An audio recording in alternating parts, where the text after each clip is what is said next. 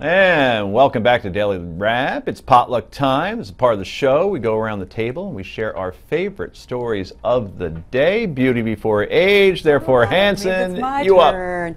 So every once in a while you have a run of these stories where people are filing lawsuits for all kinds of interesting reasons. So today there was a case where a woman named Angela Hawkins, 53 years old, was on a phone call with people at Verizon. And she had an unpleasant experience with them. Apparently the supervisor got on the phone and accused her of threatening the person she had been speaking to. And the next day she went to the hospital and she had had a heart attack. So she had to have a stent placed, spent 4 days in the hospital, and now she is suing Verizon for emotional distress because she had to go to the hospital and she had a heart attack. And as a lawyer, you see this type of case and it is just impossible to actually support in court.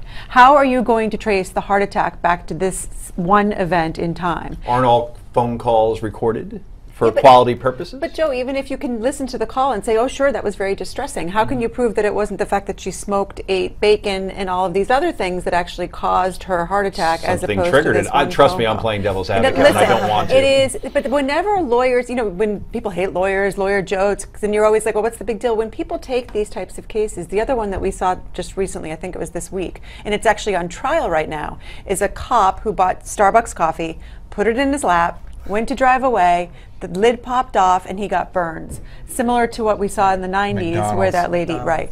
But Did she win, that girl, McDonald's, like yeah, $1 million? she won like $3 million. Wow, that's a lot of Big Macs. It's interesting because whenever we're picking juries in cases, that's one of the questions that always comes up for the jury. Did you hear about that case? Do you think it was too much? Do you think it was not enough, to get a sense of whether or not the jury's leaning one way? But I think in that case, that water was scalding hot. It was scalding hot. They didn't have warnings. They had seen it before. It was a very different situation. Here, the thing that frustrates me is the guy went home, took pictures of the burns, changed his clothes, and then went to the hospital. So that case is actually on trial. We'll see what happens with it. But when you see these cases over and over again and you wonder what's wrong with the system and where all of our resources are going, the fact that judges and jurors are having to take time out of their jobs to sit for a week and listen to testimony in these types of cases, it's a little This wouldn't have worked 10 years ago because he would have had to go to Walmart and get those developed. And it would have, by that time, the time would have been over. It would I tell people because who are starting businesses and they say, oh, I don't need to incorporate my business or whatever. One of the things I always say is, look, anybody can sue you for anything at any time. It's true. You have to protect your personal assets, and it's a shame that it's gotten to that point. We were talking about the UK before and Britain. I love their rule. Yes. And that is, if you sue somebody Yeah, and you lose, you pay their legal bill. And you know what? I have so many clients who are from other countries who say, why can't it be that way? Why and can't it's it be that fair. way? That is fair. That Yes. is fair. If you're going to go to that type of time, money, expense, you shouldn't have to pay The for it. money-grubbing lawyers in this country That's true. Well, that's what will I'm not scared allow it of. to happen, Not us except for you. defense attorneys, that's right. Except for you. Yes. Anyway, let's go from legal to Twitter. Again, second night in a row, we feature a CNN personality. And I've appeared on CNN, I don't know, a couple hundred times. Heather has. Jonathan was on there today. I mean, look, it's a nice place. They got a nice studio. Their green rooms are exceptional. But Sally Kohn, who is a very nice girl, by the way, and this is nothing personal, believe me, but this goes into the what the heck were you thinking Hall of Fame that Chris Cuomo currently occupies for his tweet yesterday. So let's put up the tweet of Miss Cohen. She was going to the subway and she writes, forgot my wallet, MTA officer let me on the subway for free. Hashtag class privilege, hashtag white privilege. Wait a minute. I have worked in New York City for 20 years. I'm going to age myself. And oftentimes I take the subway.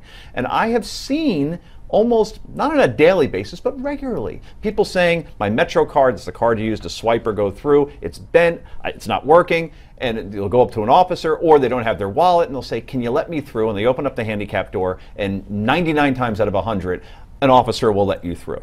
And that officer, by the way, isn't, a white guy. It could be black, Latino, Asian, New York, it's everywhere. So for Miss Cohen to say this, guys, to say that because she's white, that she went through that subway turnstile for free is utterly ridiculous. And oh, by the way, if you're so guilty about your white privilege, then maybe you should have thought about it again and said, maybe I shouldn't accept it because I don't want to be seen as not equal to everybody else. Jonathan, your thoughts? I have no thoughts on this. It's like it's complete. It's like reading People magazine. It's destroyed my brain. That tweet it has to be one of the dumbest things I've ever seen. I've met her too. Yeah. Extremely nice person. Stay off Twitter if you're not going to say, if you don't have an educated argument, just stay off Twitter. Well, you can imagine what the responses were. Well, let's put those up there real quick. A person can't even be kind anymore without being accused of bigotry. That's from Milkshakes Anytime.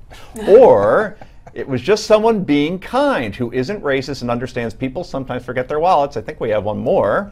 Yes. Maybe she should pay it forward.